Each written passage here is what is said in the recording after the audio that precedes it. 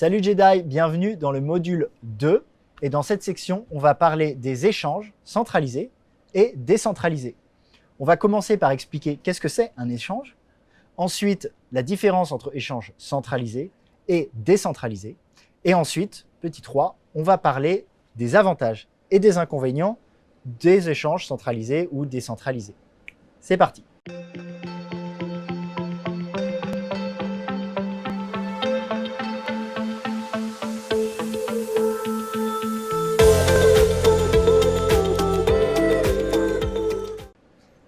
Alors Fabrice, qu'est-ce que c'est un échange?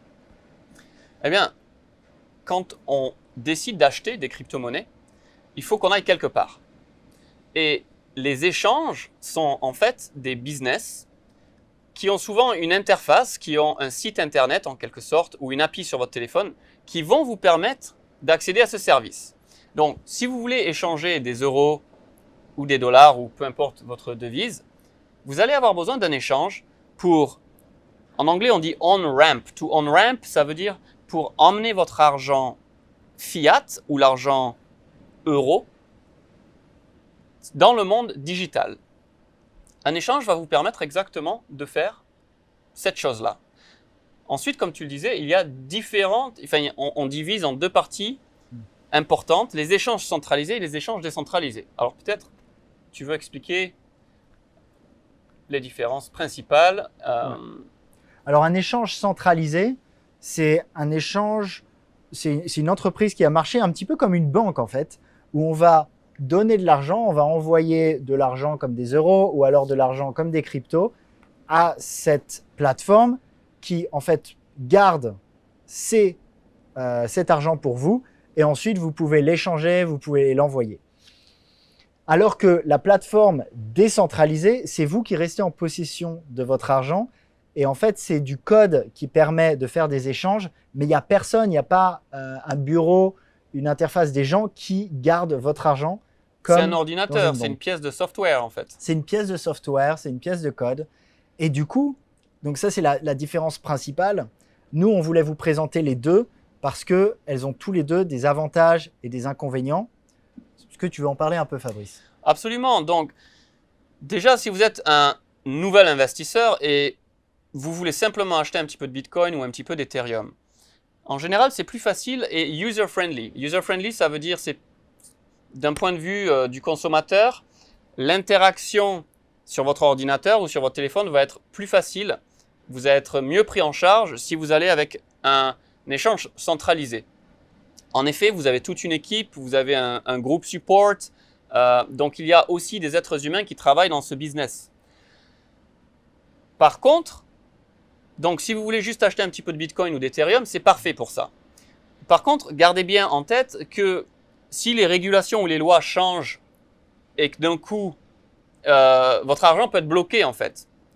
Par exemple, si vous êtes sur un échange centralisé et que les lois changent, votre argent peut être bloqué. Ça, c'est impossible sur un échange décentralisé. Donc la différence majeure, c'est que l'échange décentralisé, il vous donne beaucoup d'autonomie, mais aussi beaucoup de responsabilité. C'est-à-dire, si vous perdez vos codes, vous perdez votre investissement. Si vous donnez vos codes à quelqu'un et que vous vous faites hacker, on ne peut pas appeler un numéro de téléphone pour vous aider. Donc, il y a des responsabilités qui vont venir avec cette sovereignty, donc cette souveraineté en fait. Et pour moi, c'est quelques pros et cons qui sont assez fondamentaux, mais il faut bien comprendre dans quoi vous vous embarquez.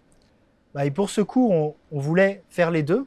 L'échange centralisé d'abord parce que c'est facile, c'est plus proche de choses et de plateformes dont vous avez déjà l'habitude.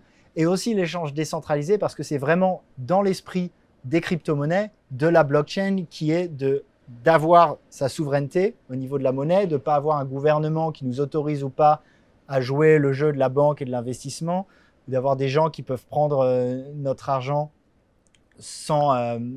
parfois sans raison. Et du coup, on voulait faire cette partie centralisée et décentralisée. Et ensuite, dans les niveaux de dessus, on va beaucoup plus utiliser aussi décentralisé parce que ça permet de faire beaucoup plus de choses, beaucoup plus d'actions, d'avoir beaucoup plus de crypto-monnaies possibles.